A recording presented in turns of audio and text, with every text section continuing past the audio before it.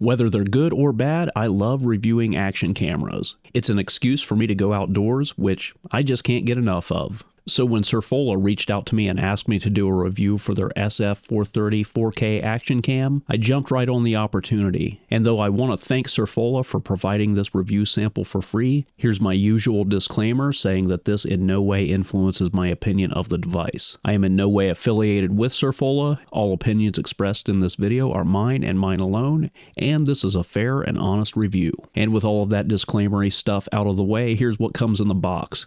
Got that? Good. Now let's look at some video samples. Surfola claims that this camera can record at 4K 60 frames per second, but does it? While it does create a video file that are to those dimensions, I'm not completely convinced that it's true 4K. The video quality does look okay. It's the standard quality that I've come to expect from these Brand X GoPro knockoffs, but when we look at a 4K 60 FPS recording stacked up against a 1080 60 FPS recording, maybe it's just me, but I really don't see any difference. But maybe your eyes are better than mine. Here's another comparison test between 4K and 1080 at 30 frames per second. And again, I don't see any difference in image quality.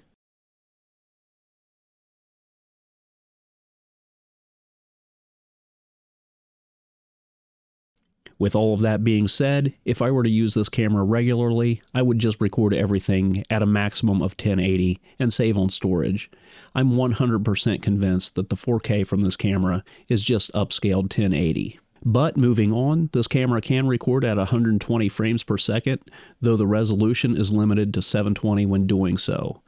However, the video doesn't look terrible, so you can get some pretty nice slow motion shots from this camera. So while I'm on the topic of video quality, let's talk about white balance. I've found that white balance with these Brand X action cameras is a situation where you're damned if you do and damned if you don't. I don't trust the auto white balance on these generic cameras as it usually proves to be too erratic with how they process color. However, if you choose a preset for white balance, the color is usually way off. Personally, I always go for the bad but consistent color and correct it in post, rather than trusting auto white balance to do whatever it wants to do. But moving on, the camera also has electronic image stabilization, and here's a sample of how that looks.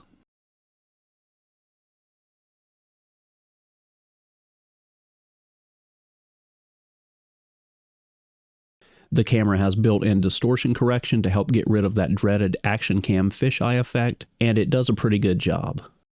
To control the camera, I use the built-in Wi-Fi and an app called Go Action. It seems to give good control over a wide array of these generic action cameras. This app has a ton of bad reviews on the Google Play Store, but I've personally had nothing but good luck with it. So I guess use from camera to camera could vary. Don't take this as an endorsement for the app, it's just what's worked out for me. The battery life for the camera seems to be pretty good. I went out and recorded lots of snippets of footage over a couple of days, and one battery dropped down to about 25% battery life. Here's a driving time-lapse sample. Sorry it's on a rainy day. I have been holding out for nicer weather, but that's just not jive with my schedule.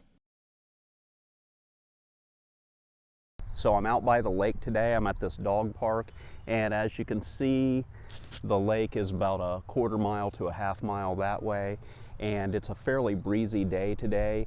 So this is about what you can expect the included lavalier mic of the Surfola 4K action cam to sound like outside on a somewhat breezy day.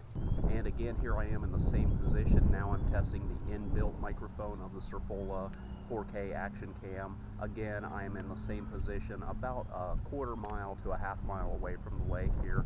It's a fairly breezy day, so this is what you can expect this built-in microphone to sound like in these conditions.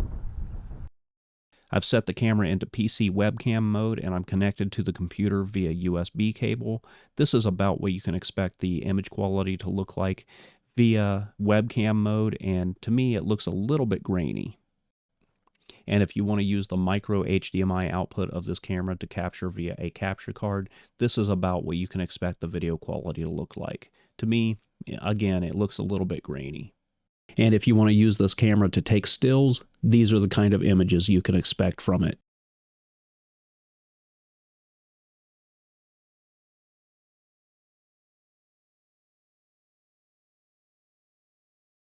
So my final thoughts on the Surfola SF430 are just meh.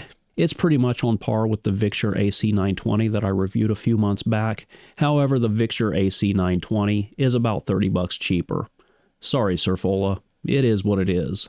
But that's it for this review. I'm going to wrap this video up here. Thank you so much for watching. That's it for now, and I'll see you next time.